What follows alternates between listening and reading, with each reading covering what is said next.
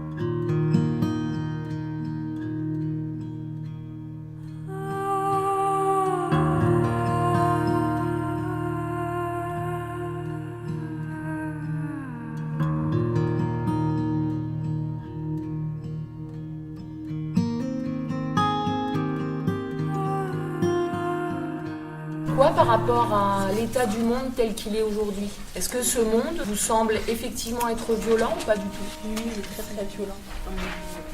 Tu veux développer ton idée, s'il te plaît? J'ai dit qu'il était très violent, oui. Au quotidien, toi, tu les subis, ces violences? Oui, beaucoup. Oui. Vraiment?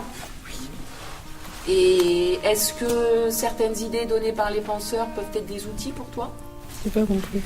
En fait, tu es bien d'accord que les penseurs, ils nous ont donné des manières de voir autrement et différemment que d'habitude. Est-ce que du coup, tu as gardé dans ce qu'ils ont dit quelque chose qui pourrait t'aider?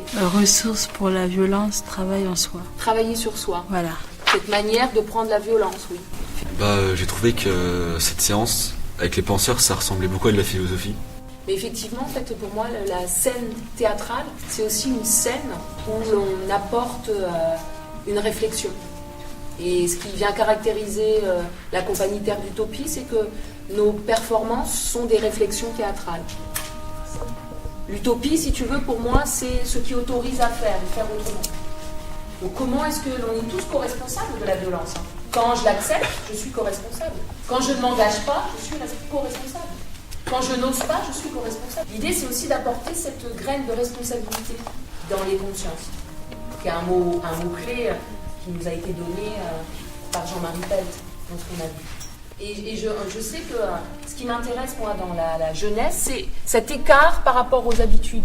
Là, en fait, c'est très demandant, hein, d'oser quitter sa place de spectateur pour se prendre en main, pour devenir soi un acteur de changement. C'est hyper demandant. Quoi d'autre comme retour? Avec quoi vous repartez? Quel mot? Un seul mot. Pas votre mot totem, hein, ou une idée. Travailler autrement et réfléchir ensemble. Empathie. Se maîtriser. Être en paix avec soi-même. Être maître de soi. Travailler sur soi-même. Travailler autrement, réfléchir ensemble. L'empathie. Se maîtriser.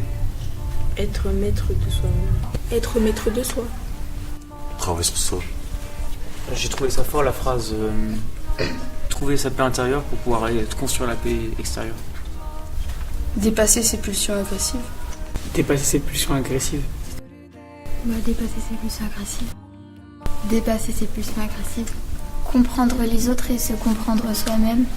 Se comprendre pour avancer. Avoir confiance. Prendre conscience. Être en paix avec soi-même. Être courageux. Être heureux. La supériorité et l'infériorité. Le respect de soi-même. Comprendre les autres. Apprendre qui on est pour apprendre les autres. Se maîtriser. Le bonheur de mettre ensemble et seul en conscience. Se connaître. Le travail intérieur afin de devenir meilleur. Une jolie lecture collective. Tuer la concurrence.